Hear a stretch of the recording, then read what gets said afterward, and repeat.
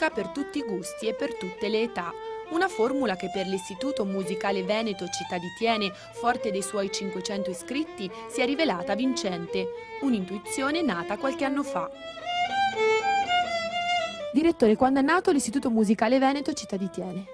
È nato circa 40 anni fa, tuttavia diciamo che negli ultimi 12-13 anni ha subito un forte incremento nella quantità e nella qualità, dovuto anche a un input diverso che avevamo avuto dal Comune di Tiene, che è il nostro, come dire, con cui abbiamo i rapporti di eccellenza, secondo il quale dovevamo aprirci molto anche alla musica moderna e non solo alla musica classica.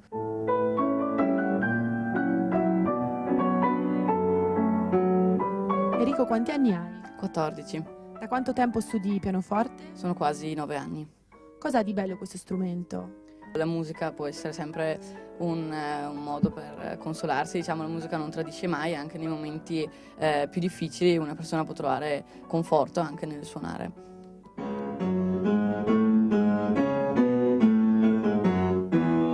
Maestro, c'è un'età migliore per iniziare a studiare uno strumento? Un'età particolare non c'è, tanto per fare un esempio io ho cominciato in prima media, quindi a 11 anni, adesso insegno a dei ragazzi anche a partire dai 6-7 anni, secondo me a partire dai 7 anni si può cominciare.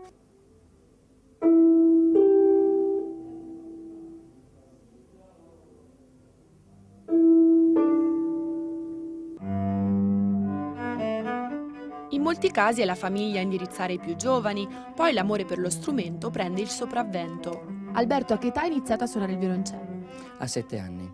Per una scelta tua o di chi?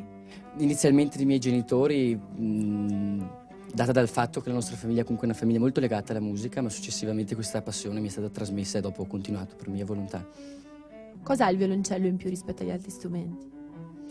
Forse ha il pregio di poter raccogliere in sé una vastissima gamma di suoni, quindi dei bellissimi bassi, ma dall'altro lato anche dei bellissimi acuti, cosa che purtroppo strumenti come il violino non possono avere, forse anche questo lo rende uno strumento completo. Ma la musica moderna in tutte le sue sfaccettature non è da meno.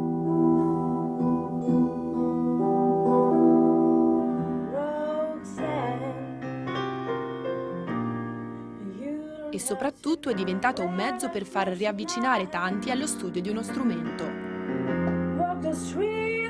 Ci sono molti allievi, studenti allievi, ci tengono anche a dire ai loro stessi che sono allievi, sono pensionati e vengono recuperando, secondo noi, quello che magari non hanno fatto bene in gioventù.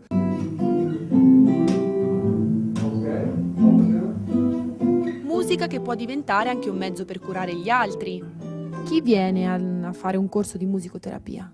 La richiesta è molto varia, abbiamo figure professionali come gli educatori, insegnanti, musicisti, naturalmente tutte persone che devono avere una buona attitudine alla relazione d'aiuto e al disagio psicofisico. E lo scopo principale del corso qual è? La qualificazione professionale in questa materia, questa disciplina, la musicoterapia in ambito riabilitativo, preventivo e terapeutico.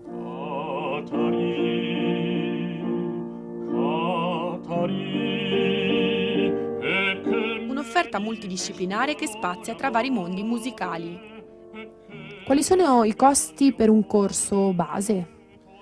Diciamo che grazie all'aiuto del Comune di Tiene possiamo dare dei corsi anche dai 60 euro mensili in su, tenendo conto che si tratta sempre di lezioni individuali, che vi è compreso, diciamo, nel prezzo anche la cultura musicale generale, il solfeggio prima, l'armonia, la storia della musica. Un luogo dove scoprire il piacere di suonare per chi vuole mettersi in gioco e che, per qualcuno, diventa un'occasione professionale. Senza dimenticare la musica d'insieme, il momento forse più costruttivo del fare musica. Dopo i primi mesi dell'anno prendono forma in musica i corsi di musica d'insieme, l'orchestra da camera che trova nella bellezza dello stare insieme, forse è la cosa più bella della musica.